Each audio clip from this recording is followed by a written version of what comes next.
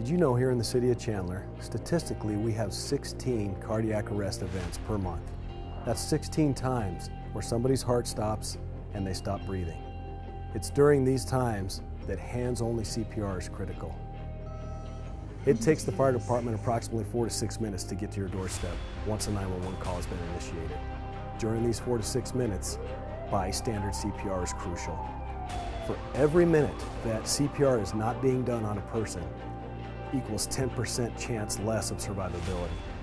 So after 5 minutes, that's 50% chance less they have of being resuscitated. This is why hands-only CPR is so important. Cardiac arrest events can happen at any time.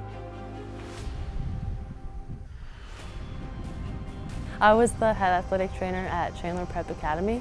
It was at the end of football practice and they were doing a conditioning drill. We were doing something called intervals, where we would sprint for the long side of the field, jog the short side of the field, and by the end I was feeling really exhausted and I couldn't breathe. Gabe came over to get water after the drill was over, and that's where I was standing.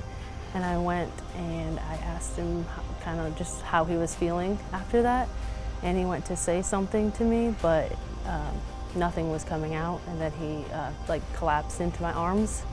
So my heart stopped, entered cardiac arrest, V-fib, and just was unconscious right there. So I lowered him to the ground, and at first it seemed like he was like choking or like needed to throw up, so I turned him on his side. And then it seemed more like he was trying to breathe but really wasn't able to breathe, so I went in to check if he had a pulse, and I didn't find one, so then we called 911 and then I started CPR. The fire department's like right next to the school, so I heard the fire truck start, so at that point I kind of knew that some people were coming to help me.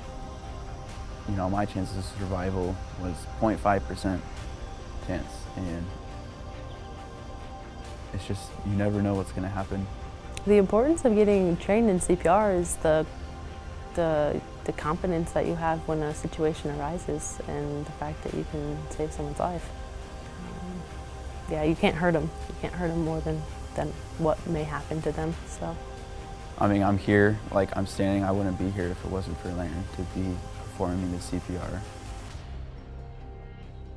Many times when we respond to cardiac arrest events, unfortunately, bystander CPR is not being performed.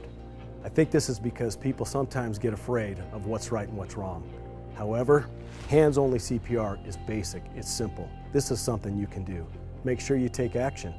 First, we want to call 911. We want to make sure that the units are responding. Second, we want to check for signs of life. Is the person responsive when we shake them?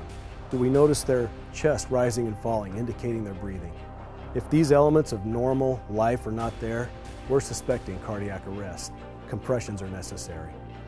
We're going to take our hands, we're going to stack them, and we're going to make sure we lock out our elbows. We're going to position ourselves directly over the patient, and we're going to place our hands right in the middle of the chest, right on the breastbone, on the upper 2/3 of that breastbone.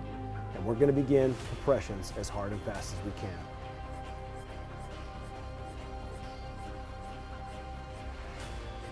These compressions will last until 911 arrives, or until a person has become physically incapable of doing them.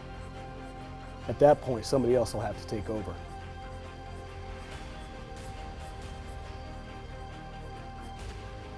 As you can tell, hands-only CPR is easy. This is something you can do. If there's ever an event where you can make a difference in somebody's life, please jump in and perform hands-only CPR.